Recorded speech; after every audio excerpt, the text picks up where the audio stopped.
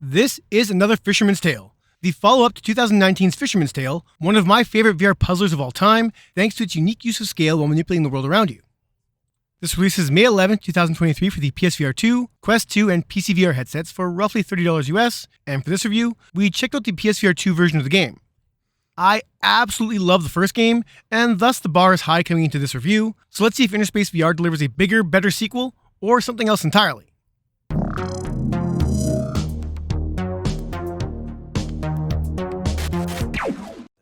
Hello puzzle lovers, this is Ryan for the VR Grid, back with another review, but before we get to it, don't forget to do all the YouTube things to help us out, and for some live VR conversation, check out the Virtual Boys podcast, which airs live Thursdays at 9 p.m. Eastern Time on this channel. Now, let's get to it, shall we? Did I mention that I love A Fisherman's Tale? Because I do. And it still holds a place in my heart as being one of my favorite VR experiences thanks to how you messed around with both large and smaller scales. It was an all-too-brief adventure, packed full of unique puzzles and a quaint and clever story that made the entire game a treat. So when I caught wind of a sequel in the works, I got excited. I will say that this game is definitely not the same as the first, though thematically it carries a similar style. Instead, this opts for a more involved story as discovered by the fisherman's daughter Nina, who is packing up boxes in her parents' basement while reliving the tales told to her by her dad, Bob, through the use of toy models. These interludes are brief but poignant, as the relationship between Nina and her parents is explored through Bob's tales, which places you in the role of a puppet version of Bob as he recounts his fantastic adventures while you try to decipher their true meaning. Where the first game focused on manipulating the world around you in some very clever ways, this time around it's you as the wooden puppet of Bob who will be manipulated, as that use of scale takes a backseat to the use of, well, Bob. The core mechanic pushing almost every puzzle in here is that Bob can detach both of his hands and head, and even swap those hands for different tools needed to bypass obstacles. You may need a hook, which acts as a grapple to help scale heights, or a crab claw will be used to cut ropes and wires, with a few more interesting appendages popping up throughout the 4-hour campaign. You can launch either hand in any direction as if they were cannons, allowing you to reach and grab faraway objects, bring them back to you, or in the case of grapple points, pull you toward them. Once launched, your normal hands can also scamper about the map and can crawl into smaller openings. Think Cousin It from the Addams Family. And when you toss your head, you will now view the play area from that vantage point, but can still control your body using thumbsticks and move your arms and hands separately, turning this into a bizarre mix of first and third person puzzling that, by design, will be intentionally awkward at times. While I was initially disappointed by this new direction for this series, once I moved past my own misguided expectations, I began to appreciate just how unique this puzzler is, as balancing all the various mechanics at any given time can be very challenging. Initially, you are typically only tasked with focusing on one action at a time, be it grabbing nearby pieces of wood to make a bridge, climbing using hooks, or just grabbing something from afar and bringing it back to you.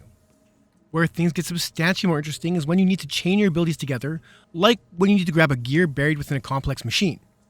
To do this, you'll need to detach your hand and guide it through the machine while walking around it to keep your hand in view, though at some point, you will lose sight of it and be forced to launch your head into a hole onto the machine to change your vantage point and continue to maneuver your hand to the gear.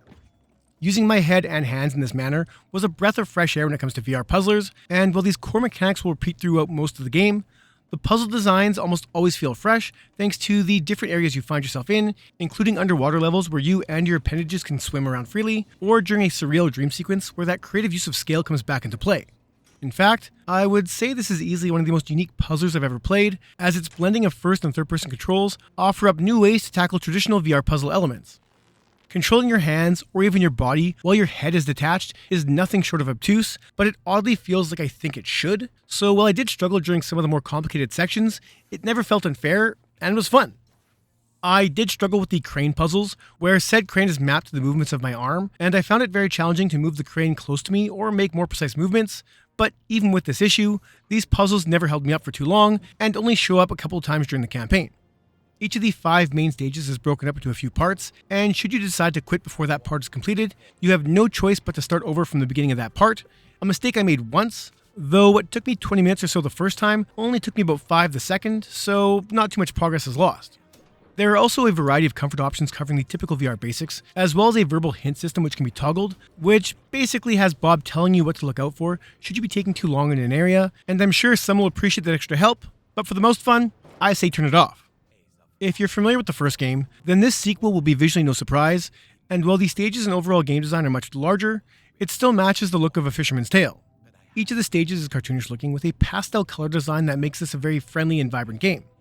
I don't think it's going to blow anyone away thanks to the muddy looking textures and harder edges that do give this the look of an older or standalone game, but it's the charm behind just about everything that really had me ignoring most of the visual shortcomings in favor of reliving Bob's fantastic stories. You'll start off in an island cove, explore an underwater shipwreck, navigate through a not-so-friendly boat, as well as a few more later game areas that make each stage feel fresh, offering new obstacles and even singular missions like navigating a submarine through treacherous waters. Later stages do bring back some crazy use of scale, giving hints to what the first game offered, though for the most part, the stages play out a little less surreally than I expected from the sequel. It's a shame then that, even on the PSVR 2, there's rampant and distracting pop-in that made this feel unoptimized for the headset. Even in the smallest room, turning my head at a normal speed would often have nearby walls and floors having texture changes to a point where it did annoy me, as there is no justification for it considering the power of the PS5. When in between gaming levels, you'll play as Nina, talking to herself or mother via intercom as you pack up boxes and play with those models, with the visuals here looking much more realistic, but still retaining that pleasant design that permeates the game. Outside of my issues is a very clever title that forces the VR player to change just how they view many situations, and despite my minor misgivings, the undeniable charm of it all had me ignoring any foibles in favor of the fun. Speaking of fun and charm, the story is shared by Bob's recounting of his tales, along with Nina's memories of her parents, and is told in a fun and heartfelt manner. As Nina packs up boxes, she remembers how her father had loved her, and it soon becomes clear that Nina is going through a bit of a crisis.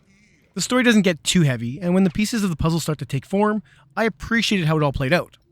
The performances are also great, thanks in large part to Nina and especially Bob, who tackles a wide variety of roles as he voices many of the characters he stumbles across during his tales. There's almost always some type of upbeat and jaunty tune playing as you peruse your surroundings, looking for your next obstacle or clue, and the soundtrack does an excellent job at keeping things friendly and fun, even when the situation could be a little dire.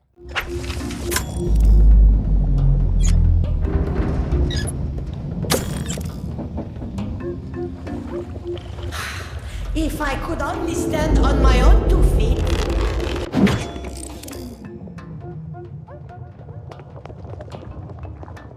3D audio is utilized, though given the overall design of the game, it's underused as most of the time you'll find yourself in small areas, underwater, or in situations where I never really noticed it, but that's not a bad thing, as I was really enjoying the entirety of this game to be nitpicky of things I didn't really miss or miss noticing while playing. Last up would be the haptics for the PSVR 2, and for the headset, they're great. When you remove your head or toss it, the HMD shakes quite a bit until you pop your head off, and summoning it back to your body elicits a similar strong shake. As far as the Sense controller haptics go, they are underutilized, to a point where I questioned if certain actions even had haptics at all. They do, I think, though for almost every action involving your hands, the vibrations are so subtle that unless I was specifically paying attention for them, I didn't notice they were there, which is a little unfortunate.